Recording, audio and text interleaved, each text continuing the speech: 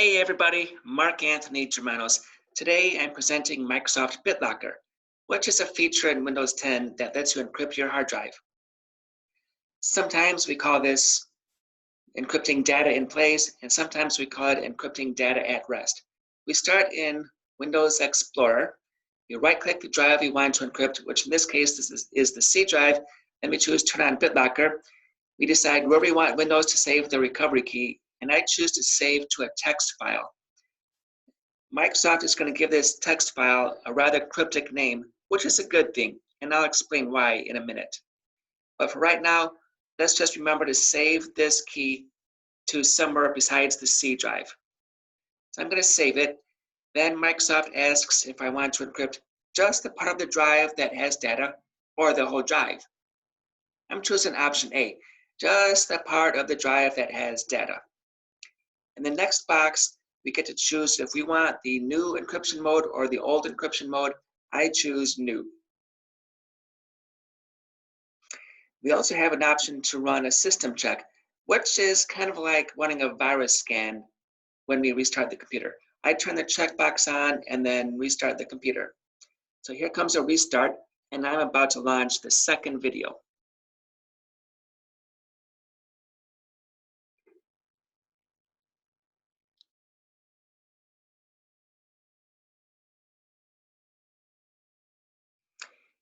We're back, and we're looking at Windows Explorer. We encrypted the C drive. You can tell C is encrypted because it has a padlock icon, and the padlock is open, which tells us that I provided the recovery key to get into the C drive. Actually, with this computer, it has a TPM chip, and that means Trusted Platform Module. It lets Windows automatically open the drive because the recovery key is stored on the motherboard. The C drive is encrypted, the E drive is not. The E drive is where we have the recovery key. So let's go to E and then take a look at the recovery key. This is a short or small text file. And remember when I was talking about the name being rather cryptic? That was a good thing because the drive identifier ends in D9E or Delta Niner Echo. The file name also ends in D9E or Delta Niner Echo. If you have a lot of recovery keys to keep track, putting the drive identifier in the file name makes life a lot easier. If you were to save this as a PDF, then you'd have to type the name out and figure out how to keep track of these.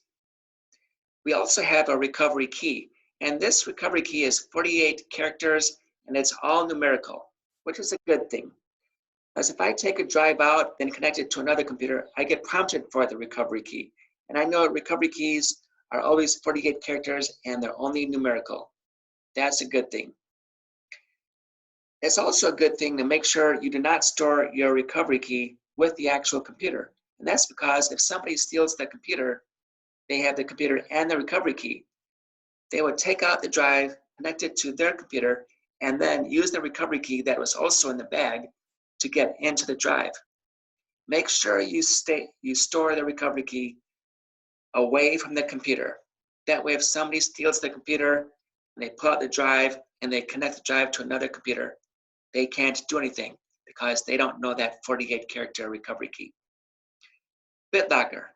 It's part of Windows 10 Professional, no extra cost, and of course, save your recovery key somewhere separate from the computer.